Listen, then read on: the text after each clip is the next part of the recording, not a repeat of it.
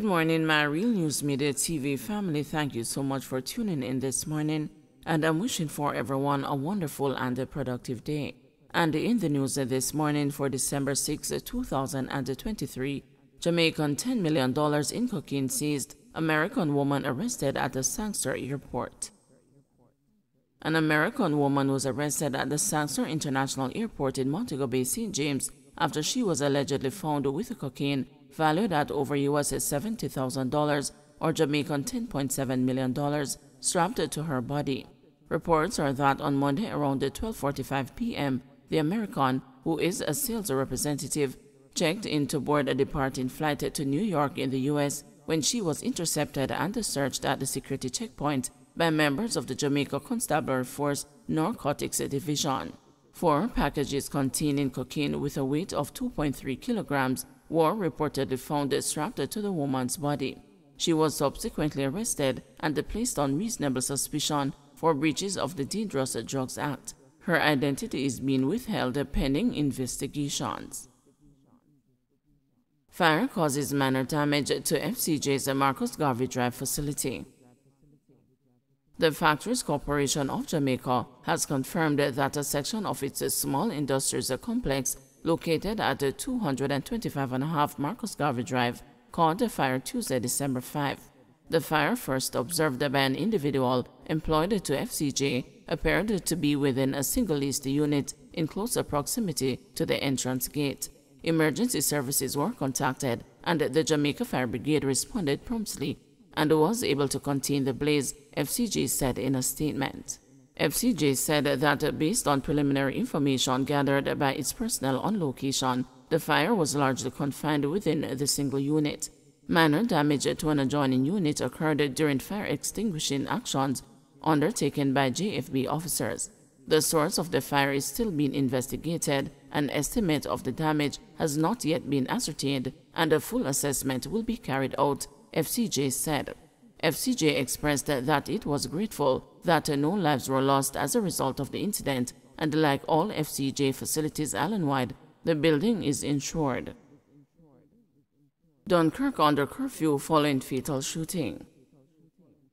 A 48-hour curfew has been imposed in a section of Dunkirk in Kingston after at least 7 people were shot, 1 fatally in the community on Tuesday afternoon. The curfew began at 6 p.m. Tuesday and will remain in effect until 6 p.m. on Thursday. The boundaries of the curfew are east along North Avenue from Cumberland Avenue to West Avenue, west along Upper Elliston Road from Windward Road to Cumberland Avenue, north along Cumberland Avenue and Lincoln Avenue from Upper Elliston Road to North Avenue, south along Windward Road from West Avenue to Upper Elliston Road.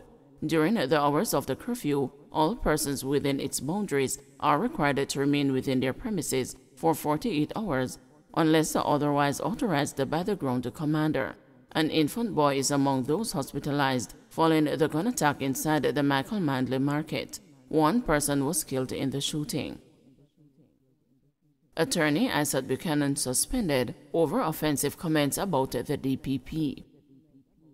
Attorney-at-law Isaac Buchanan was on Tuesday handed a 2-year suspension by a disciplinary panel of the General Legal Counsel after he was found guilty of professional misconduct for offensive comments he directed at the country's chief prosecutor, Paula Llewellyn.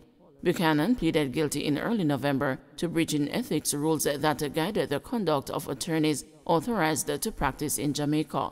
He pleaded guilty to breaching Canons 1B and 8B of the legal profession, Canon of Professional Ethics rules. Buchanan was also found $520,000. King's counsel Valerie Nita Robertson, who represented Buchanan, confirmed the ruling Tuesday afternoon.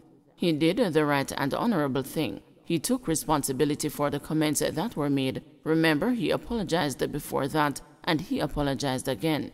All that was left was for the panel to sentence him, she said. In August, while co-hosting a program on YouTube, the attorney quoted from the lyrics of the song The Menace by convicted killer and the dancehall artist Vybz Kartel, in which he directed that Llewellyn performed sexual acts. The comment set off a firestorm of criticism, triggering Buchanan's resignation from several positions he held at the time and a complaint to the disciplinary committee of the GLC by GLC Chairman Dennis Kitson KC. In documents seen by the news, Kitson indicated that her complaint was based on the profane language used by Buchanan and that his conduct constituted a breach of Canons 1B and 8B of the legal profession, Canon of Professional Ethics Rules. According to her complaint, it was conduct that failed to maintain the honor and the dignity of the legal profession and which tends to discredit the profession and is unbecoming of a lawyer. Nita Robertson, when asked about Buchanan's reaction to the sentence, said he is sad but is young and has the ability to bounce back. He loves the law, and to be absent for any time is not something he is happy with, but he will survive, she added. Buchanan, for his part, said, "I am just worried about my clients currently, so I will be taking steps to inform them. I am sad that I won't be able to represent my clients, God and time." Among Buchanan's clients is the incarcerated DJ, a DJ Vibes Cartel Palmer, whose appeal is scheduled to be heard in the Privy Council in the United Kingdom on February 15 next year. In 2014, Cartel was sentenced to life imprisonment for the murder of his associate Clive Lizard Williams. He will be eligible for parole once he has served a minimum of 35 years in prison. Cartel's co-convicts Sean Storm Campbell, Kahira Jones and Andre St. John will also have their matters heard in the Privy Council. However, Buchanan's suspension will not impact the appeal, as there are a total of 16 lawyers appearing for the quartet. Alleged members of Ranco Gang to reappear in court on January 11. The alleged leader of the Clarendon-based Ranco Gang, Constable Tafari Silvero, and his co-accused are to reappear in the Home Circuit Court on January 11, 2024 for further case management hearing.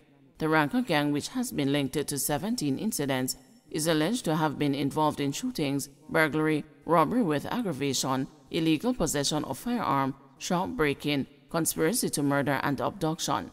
The offenses were allegedly carried out in Clarendon, Manchester, St. Elizabeth, St. Catherine, St. Mary, Trelawney, Kingston, St. Andrew, and St. James from 2019 to 2021. Among the other members of the gang before the court are police constables Daniela Barnes, Roger Morrison, and Techniel Francis. Jacet Brown, the lone female in the group, Barnes and Morrison, had their bail extended, while Ovilgo Mackenzie, who was previously granted bail, is yet to take up the offer. Tevin Henriquez was further remanded.